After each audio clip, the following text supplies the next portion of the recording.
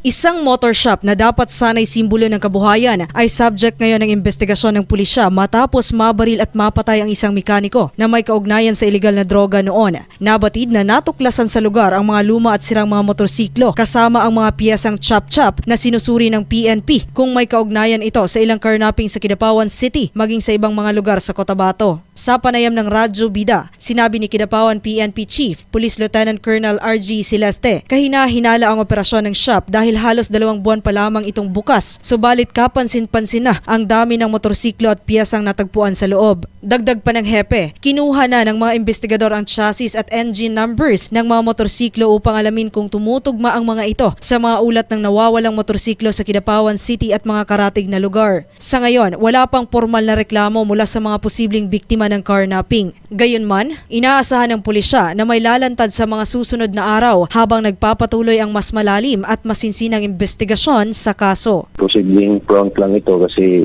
batay doon sa iba-iba kasi mga nagata-standby doon sa area nila. Kita natin na may mga motor doon na parang na-chop-chop na pinakuhanan ko ng assist number saka engine number yung iba ma'am para ma-identify if possible kung may mga nawawala man di lang sa Kidapawan kundi sa karatig bayan natin. Joan Uranio, NDBC Bida Balita.